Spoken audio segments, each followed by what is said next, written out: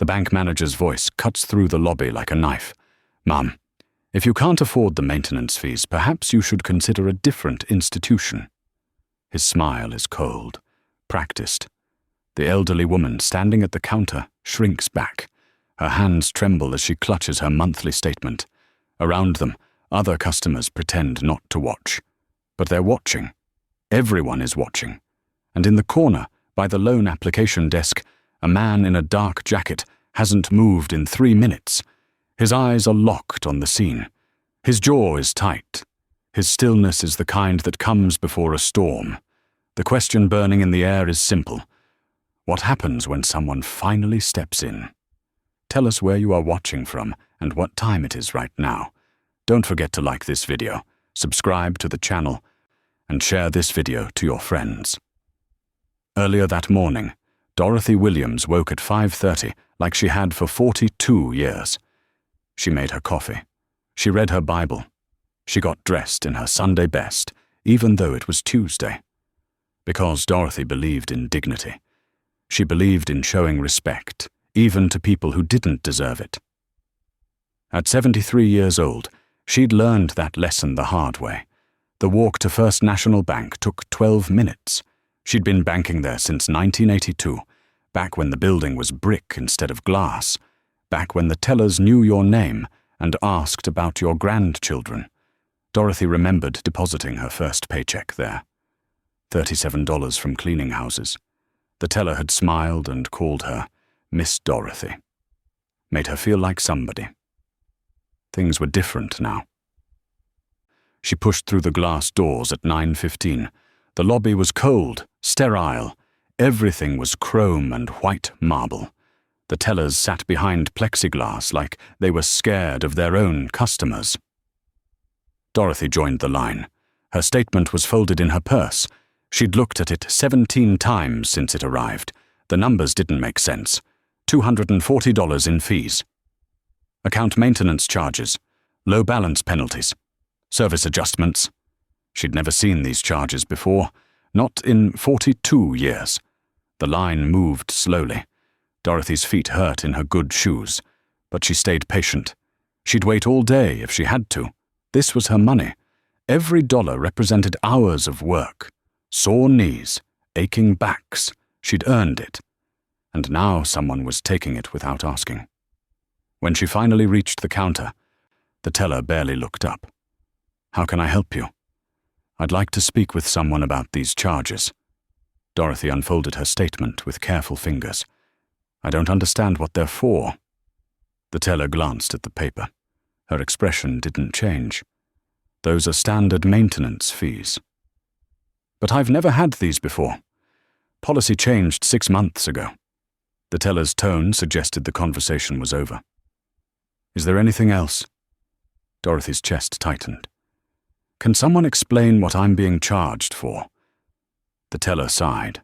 Heavy, dramatic, like Dorothy was wasting her precious time. "The manager can help you. Wait over there." She pointed to a desk near the window. Dorothy waited 23 minutes. Other customers came and went. The manager, his name tag read Bradley Morrison, talked on his phone, laughed at something. Never once looked in her direction. When he finally waved her over, his smile was thin, impatient. "What seems to be the problem?" Dorothy explained about the fees, about the charges she didn't recognize, about 42 years of loyalty to this bank. Her voice was steady, respectful. But inside, her heart was pounding. Morrison barely glanced at her statement. "Mrs. Williams, these are standard charges for accounts below our minimum balance threshold. But I've always kept money in my account. The threshold increased. You should have received notification. I never got any letter. We sent emails. I don't have email. You've always sent me letters." Morrison's smile vanished. His eyes went cold. "Ma'am, we can't be responsible for customers who don't keep up with modern communication." Around them, the lobby had gone quiet. Other customers sensed something happening. They slowed their movements, turned their heads. The man in the dark jacket by the loan desk straightened slightly. His eyes narrowed. Dorothy felt heat rising to her cheeks. I'm not trying to cause trouble. I just want to understand. Let me be clear. Morrison's voice rose, loud enough for everyone to hear. You're being charged because your account doesn't meet our standards. If you maintained a proper balance, this wouldn't be an issue. I have over $3,000 in that account. The minimum is $5,000 now. Since when? Since 6 months ago, as I already explained. Morrison's tone dripped with condescension. Perhaps you should shop around for a bank that caters to your financial situation. The words hung in the air like poison. Your financial situation. The implication was clear. The insult was deliberate. Dorothy's throat went tight, her vision blurred. She'd served this country, raised 3 children alone after her husband died, worked until her hands bled. And now this man, this boy who probably still lived with his parents, was treating her like garbage. I've been with this bank for 42 years, she said quietly. Her voice shook, but she held her ground. I've never missed a payment, never bounced a check. I think I deserve better than this. Morrison leaned back in his chair. His smirk was ugly. Ma'am, if you can't afford the fees, perhaps you should consider a different institution. He said it loud, theatrical, making sure everyone heard, making an example of her. The humiliation crashed over Dorothy like a wave. Her hands shook. Her eyes burned with tears she refused to let fall. Not here. Not in front of these people. She'd maintained her dignity through poverty and racism and heartbreak. She wouldn't lose it now. But the world had gone blurry. The lobby lights were too bright. The air was too thin. She felt small, invisible, exactly like Morrison wanted her to feel. She turned to leave. Her good shoes squeaked on the polished floor. Behind her, she heard Morrison chuckle, heard him say something to the teller. They laughed, sharp, cutting. The sound followed her toward the door. She didn't see the man in the corner shift his weight. She didn't see his hands unclench from fists. She didn't see his jaw set like steel or the way his eyes tracked Morrison with surgical precision. But Morrison saw, and when their eyes met across the lobby, something changed. The manager's smirk faltered. His posture stiffened. Because the man staring back at him wasn't just any customer. The stranger's gaze was a weapon. Cold, penetrating. The kind of look that promised consequences. The kind of look that said, I see exactly who you are. Morrison tried to hold the eye contact, tried to reassert dominance, but the stranger didn't blink, didn't look away, just stood there with that terrible stillness, that coiled intensity, like a predator deciding when to strike. Dorothy reached the door, her hand touched the glass, and the man in the dark jacket took his first step forward. His voice cut through the lobby, calm, measured, each word a hammer strike. Ma'am, wait. Dorothy turns. Her eyes are red, but the tears haven't fallen yet. She looks at the man who spoke, really looks at him for the first time. He's tall, broad shoulders, maybe 60 years old, but moves like he's 30. The dark jacket is expensive, but worn, not flashy. His face is calm, but his eyes are burning. He walks toward her with slow, deliberate steps. Each footfall echoes in the silent lobby. You don't have to leave, he says. His voice is quiet, but it carries. Everyone hears it. Morrison stands up from his desk. His face flushes red. Sir, this doesn't concern you. The stranger doesn't look at him yet. He's focused on Dorothy. Ma'am, did they explain these charges to you? Did they show you the policy change in writing? Dorothy shakes her head. Her voice comes out small. No. He just said, I should go somewhere else. Now the stranger turns. His gaze lands on Morrison like a spotlight. The manager's confident posture cracks, just a little, just enough to notice. Because this isn't a normal customer. This is someone who knows how to command a room without raising his voice. "I'd like to hear those charges explained," the stranger says. "In detail." Morrison forces a laugh. "And who are you exactly?" "Someone who doesn't like watching people get bullied." The word hangs in the air. Bullied. Morrison's face goes from red to purple. "This is a private financial matter. I'm going to have to ask you to step back." The stranger doesn't move. "The whole lobby heard you mock this woman's financial situation. That doesn't sound very private." Around them, customers pull out their phones. The movement is subtle, casual, but the stranger notices. His eyes flick to the phones, then back to Morrison. He doesn't smile, but something shifts in his expression, like he just made a calculation. Like pieces are falling into place exactly where he wants them. Morrison sees the phones too. His jaw clenches. "Sir, if you don't return to your place in line, call the police," the stranger says. His tone is conversational. "Easy." "I'll wait. I've got time. And I'm sure they'd be very interested in hearing about your customer service practices." The teller behind the counter whispers something to a coworker. Their eyes are wide. One of them gasps, covers her mouth. The other one squints at the stranger like she's trying to solve a puzzle. Morrison doesn't notice. He's too focused on reasserting control. "This is a place of business. We reserve the right to refuse service. To anyone, I know." The stranger cuts him off. His voice drops lower, colder. "But you didn't refuse a service. You provided it. Then you humiliated a 73-year-old woman in front of witnesses because she asked a reasonable question about unexplained charges. How did he know her age?" Dorothy never mentioned it. The stranger has been listening, watching, absorbing every detail. Morrison realizes this too late. His confidence wavers. "The charges are legitimate," Morrison says, but his voice has lost its edge. "Then prove it." The stranger takes one step closer. Just one.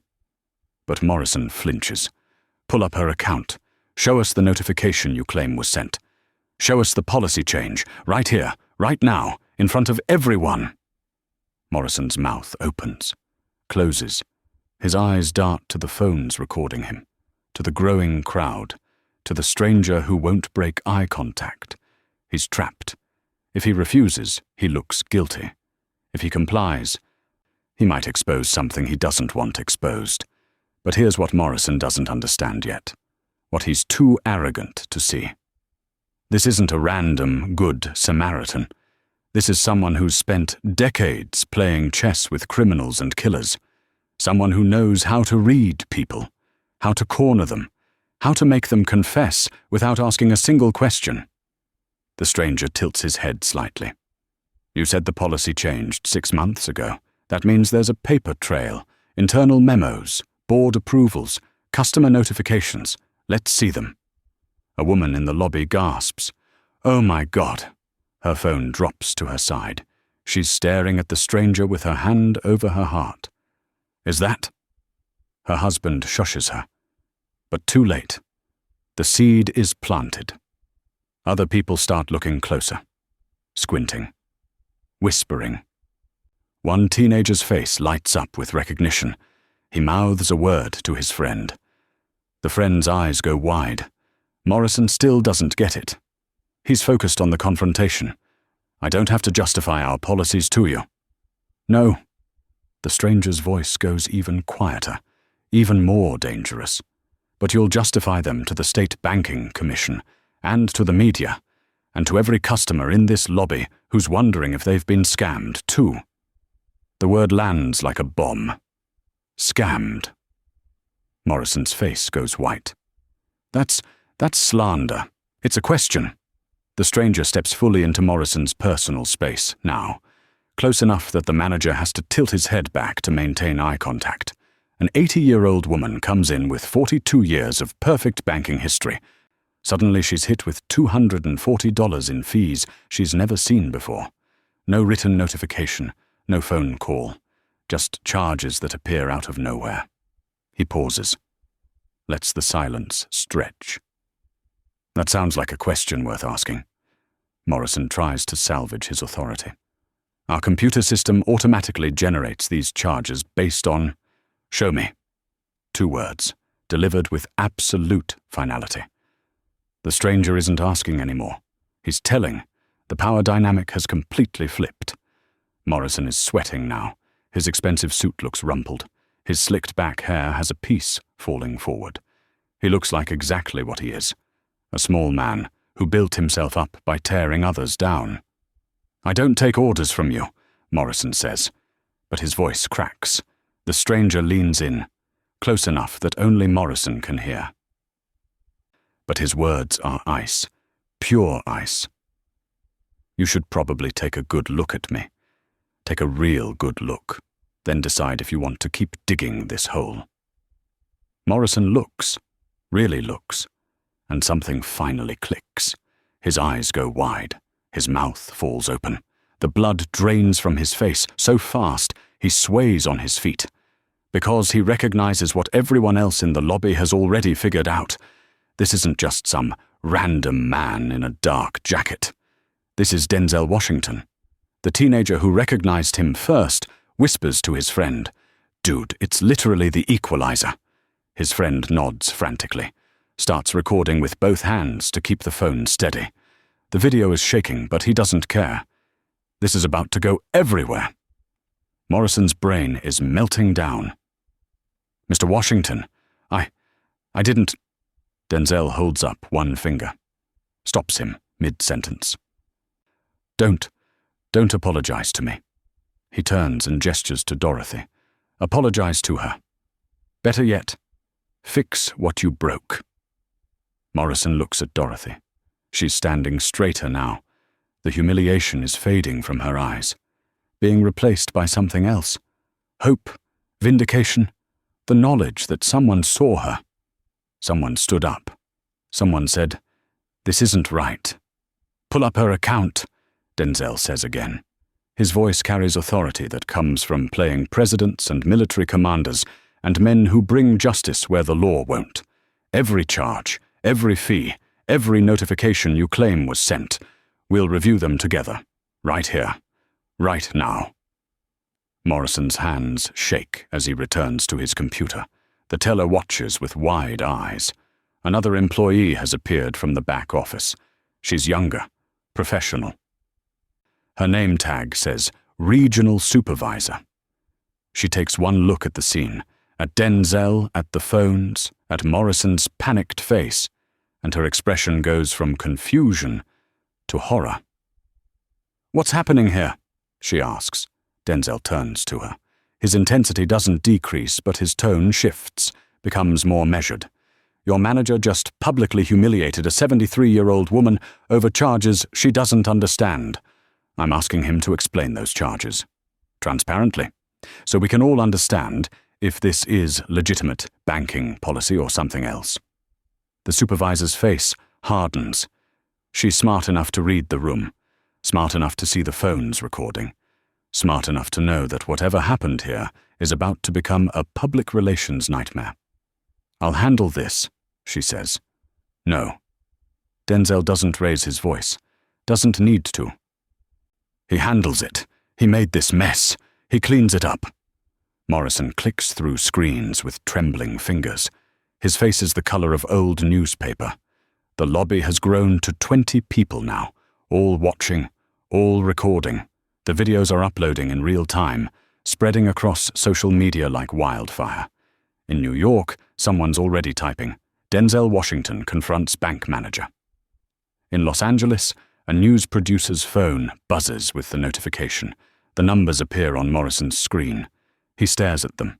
His mouth moves, but no sound comes out. Denzel leans over the desk. His eyes scan the data, and what he sees makes his jaw set even harder. "How many accounts?" he asks quietly. Morrison doesn't answer. "How many elderly customers have you hit with these phantom fees?" Still nothing. Denzel straightens, turns to face the lobby. Faces the cameras. When he speaks, his voice carries the weight of truth, the kind that can't be buried or spun or explained away. This isn't policy. This is theft. The word echoes through the lobby like a gunshot. Theft. Morrison's legs give out. He drops into his chair. The supervisor steps forward, but Denzel raises his hand. Not yet. This isn't over. Scroll down, Denzel says. His voice is steel wrapped in silk. Show us the account history. Morrison's fingers fumble on the mouse. The screen fills with transaction data. Dorothy's account. 42 years of deposits and withdrawals. Clean. Consistent. Normal. Then 6 months ago, something changes. Small fees appear. $10 here, 15 there. Testing the waters, seeing if anyone notices. When Dorothy doesn't complain, probably because she trusted the bank. Probably because she assumed they knew what they were doing, the fees grow. $20, 50. Then the big ones hit. Service charges, maintenance penalties, adjustment fees, words that mean nothing, numbers that add up to everything. She's not the only one, the supervisor says quietly. She's pulled up something on her tablet. Her face has gone pale. There are flagged accounts, hundreds of them. The lobby erupts, not in chaos, in focused rage, because everyone understands now. This isn't about Dorothy Williams. This is about their parents, their grandparents, every elderly person who trusted a bank and got robbed for it. Denzel's phone buzzes. He ignores it. His focus is absolute, surgical. What's the pattern? He asks the supervisor. She swipes through data with shaking hands. Accounts held by customers over 65. Fixed incomes, Social Security deposits, small balances. Her voice cracks. They targeted people who wouldn't fight back. Morrison makes a sound, half sob, half denial. I was following corporate directive. Corporate directive. Denzel repeats the words slowly, tasting them, finding them poison. You're saying someone higher up told you to steal from old people? It's not stealing. It's fee restructuring. It's predatory. Denzel cuts him off. His eyes are blazing now. The calm is cracking, revealing the fire underneath. Anyone who's seen Man on Fire knows this look. This is the moment before justice gets served, hot and absolute. You found the most vulnerable people in your system. People who grew up trusting banks. People who don't understand algorithms and automatic billing. People who would blame themselves instead of questioning you, and you bled them dry. Morrison tries to stand, to run, but his legs won't work. He's trapped, by the desk, by the cameras, by the truth. The teenager recording from the corner speaks up. His voice shakes with adrenaline. This video has 17,000 views already. It's going everywhere. 17,000 becomes 50,000, then 100. The numbers climb like a rocket. Twitter explodes. Reddit lights up. News alerts start pinging on phones across the country. The video quality is shaky, but the audio is crystal clear. Denzel Washington. Banking scandal. Elderly woman. The algorithm doesn't sleep. It feeds. And this is exactly the kind of content that breaks the internet. The supervisor makes a call. Her voice is urgent, clipped. We have a situation. Yes. He's here. Yes, it's recording. No, I can't control it. The damage is done. She listens. Her face gets paler. Understood. I'll inform him immediately. She hangs up, looks at Morrison. You're terminated. Effective immediately. Security is on the way to escort you out. Morrison's world collapses. His career, his reputation, his future, all gone in the time it takes to humiliate one elderly woman. He opens his mouth, closes it. No words can save him now. But Denzel isn't watching Morrison anymore. He's turned back to Dorothy. His expression softens. The intensity remains, but becomes protective instead of threatening. Ma'am, what's your full account balance supposed to be? Dorothy's voice is stronger now. $3,240 before the fees. And after? $3,000. The pain in her voice is real. That missing $240 represents groceries, medicine, the difference between making it through the month or not. Denzel looks at the supervisor. Reverse every fraudulent charge, on her account and every other account that was targeted. Today. I'll need corporate approval. The videos have 500,000 views now. Your stock price is about to crater. Your board is probably in emergency session. You want my recommendation? Denzel leans forward. His voice drops to that deadly quiet register. Fix this before the regulators show up, because they're coming, and when they audit your books, they're going to find things that make this look minor. The supervisor nods rapidly. I'll make the calls. Don't make calls. Do it. Now, in front of us, so everyone here can witness it. She pulls up her tablet. Types with furious speed. Her fingers fly across the screen. Authorization codes, manager overrides, emergency protocols designed for exactly this kind of crisis. Within 3 minutes, Dorothy's account balance updates. $3,240, then more, $500 added on top. Apology credit, the supervisor says. And ma'am, I'm upgrading you to premium status. No fees, ever, for life. Dorothy's hand covers her mouth. Tears finally fall, but they're different now.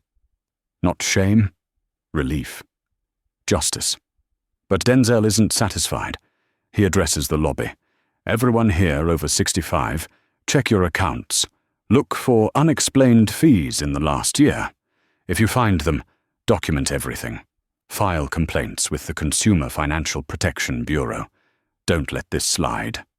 Phones come out again, but not to record this time. To check, to verify, to see if they've been victims too. An older man in the corner gasps, I've got $700 in fees I never authorized. A woman near the door starts crying. Mine's over 1,000. The lobby transforms into a crime scene, except the criminals wore suits, sat behind desks, smiled while they stole. Security arrives. 2 guards in uniform. They move toward Morrison with grim faces. He doesn't resist. Can't resist. He's a shell. Empty. Broken. As they walk him toward the exit, Denzel speaks one last time. You picked the wrong person to humiliate. His voice carries across the silent lobby. But that woman? Dorothy Williams. She's not weak. She's not powerless. She's a survivor, a fighter. She just needed someone to even the odds. Morrison doesn't look back. The doors close behind him. He's gone. But the consequences are just beginning. By evening, the bank's corporate office will issue a formal apology. By tomorrow, the CIO will resign. By next week, federal investigators will open a probe. And by next month, 216 elderly customers will receive full refunds plus damages. Not because the bank wanted to, because Denzel Washington made sure the world was watching. Dorothy turns to him. Her eyes are clear now, bright. I don't know how to thank you. Denzel smiles. It's warm, genuine, the kind of smile that makes you understand why he's been America's leading man for decades. You don't have to thank me. You stood your ground. You didn't leave when he told you to. That's courage. I was about to. But you didn't. He pulls something from his jacket. A business card. He writes a number on the back. This is my lawyer's direct line. If this bank gives you any more trouble, you call. Understood? Dorothy takes the card with trembling fingers. She looks at it. Looks at him. Why did you help me? Denzel's expression shifts, becomes serious. My mother's 89 years old. She worked her whole life, raised us alone, taught us right from wrong. His voice roughened slightly. If someone treated her like this, I'd want someone to step in. Today I got to be that someone. He reaches into his wallet, pulls out $500 bills, crisp, new. This is for your trouble, for the stress, for the time you'll never get back. I can't. Yes, you can. He folds the bills into her hand, closes her fingers around them. Buy something nice.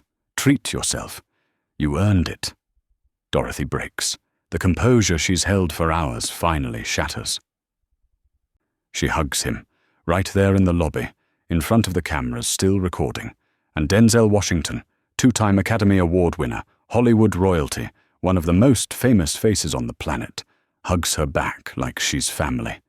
The image goes viral faster than the confrontation video. Because people need this. They need to see justice. They need to see the powerful protecting the powerless. They need to believe the world can still be good. Later, Dorothy will frame that business card. She'll never need to use it, because the bank will treat her like gold for the rest of her life. But she'll keep it anyway. A reminder that dignity matters, that standing up matters, that sometimes, when you least expect it, someone will stand up for you. She'll also tell her grandchildren this story 100 times, about the day she got humiliated. And the day Denzel Washington became her equalizer. The lobby slowly empties. People drift out with their phones and their stories and their renewed faith in humanity. Denzel waits until Dorothy is safely in a taxi, watches it pull away. Then he turns back to the bank supervisor. "Make this right," he says. "All of it." "We will, I promise. I'll be watching." It's not a threat. It's a guarantee. He walks toward the exit, stops, looks back, and next time, treat people like they matter, because they do. He leaves, the door closes, and the world keeps spinning. But something has shifted. A bank cleaned house. Elderly customers got justice, and one woman who walked in feeling invisible walked out knowing she was seen. Because that's what heroes do. They don't just fight villains.